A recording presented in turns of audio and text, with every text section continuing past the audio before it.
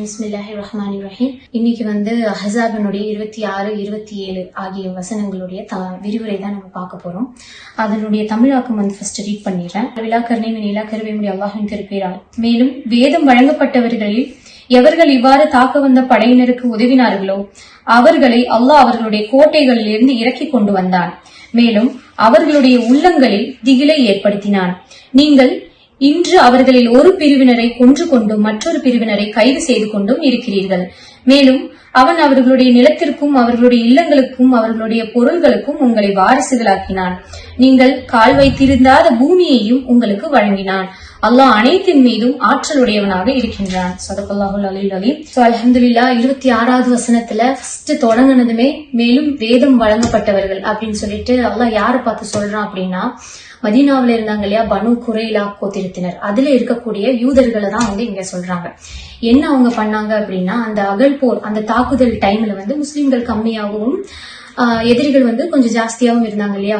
So அந்த டைம்ல என்ன பண்ணாங்கன்னா, இந்த யூதர்கள் பனு குறைலாவுடைய யூதர்கள் அந்த எதிரி படையினரு கூட போய் ஜாயின் பண்ணிட்டாங்க. அவங்க கூட போய் நின்னுட்டாங்க. அவங்களுக்கு சப்போர்ட் பண்ற மாதிரி இவங்களுக்கு எதிராக போய் நின்னுட்டாங்க. சோ இந்த நேரத்துலதான் அல்லாஹ் தெரியும், அந்த அகல் போரினுடைய டைம்ல கண்ணுக்கு தெரியாத மலக்குமார்களையும் காற்றையும் அனுப்பி நான் ஜெயிக்க வச்சேன் அப்படின்னு சொல்லிட்டு இதுக்கு முன்னாடி வசனங்கள்ல நமக்கு தெரியும் இல்லையா.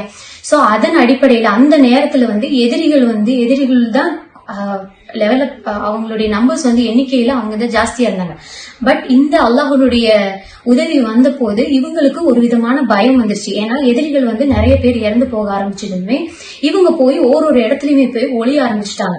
அந்த மாதிரிதான் கோட்டைக்குள்ளேயும் நிறைய பேர் அங்கங்கே அந்தந்த இடத்துல போய் பதுங்கி ஒளிய ஆரம்பிச்சுட்டாங்க.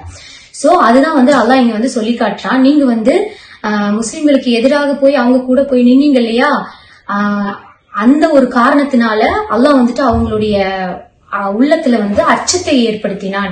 நீங்க கோட்டைக்குள்ள போய் ஒளிய ஆரம்பிச்சீங்க, நான் கோட்டையிலிருந்து உங்களை வெளியே கொண்டு வர வச்சு உங்களுடைய இதயத்துல உங்களுடைய மனசுல ஒரு விதமான திகிலை ஏற்படுத்தினான் அப்படின்னு சொல்லிட்டு இந்த வசனத்துல அல்லாஹ் சொல்றான்.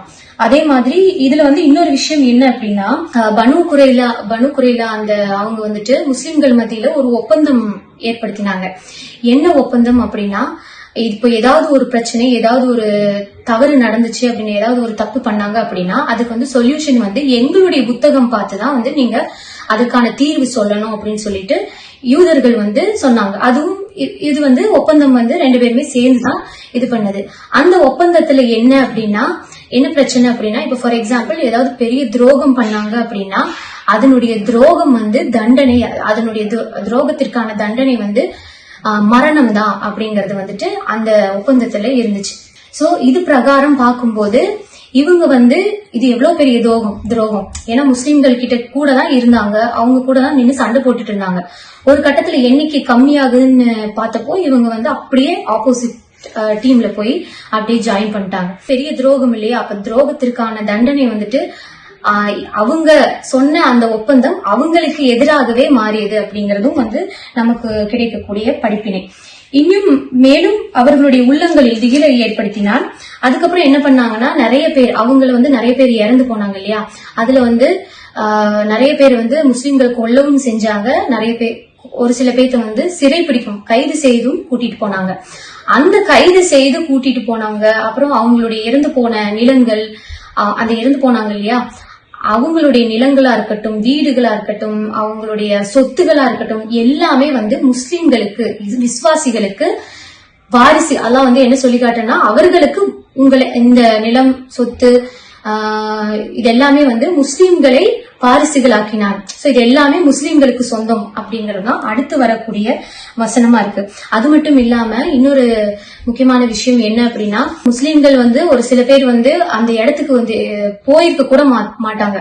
அந்த ஃபார் எக்ஸாம்பிள் ஏதோ ஒரு அவங்களுக்கு தெரியாத ஊரா இருந்தா கூட அந்த இடத்துக்கு போய் அவங்க கால் கூட வச்சிருக்க மாட்டாங்க. அந்த மாதிரி கால் வைக்காத இடத்தையும் கூட நான் உங்களுக்கு வழங்கினேன் அப்படின்னு சொல்லிட்டு அல்லாஹ் இந்த வசனத்துல சொல்லி காட்டுறான். அதே மாதிரி கடைசியா என்னன்னா, அல்லாஹ் அனைத்தின் மீதும் ஆற்றலுடையவனாக இருக்கின்றான் அப்படின்னு சொல்லிட்டு. சோ இதுதான் இந்த 2 வசனத்தின் மூலமாக நமக்கு கிடைக்கக்கூடிய விரிவுரை. இன்ஷா அல்லாஹ் இதன் அடிப்படையில் வாழ்வை அமைத்துக் கொள்வதற்கு அல்லாஹ் அருள் புரிவானாக. அஸ்ஸலாமு அலைக்கும் வரஹ்மத்துல்லாஹி வபரகாத்துஹு.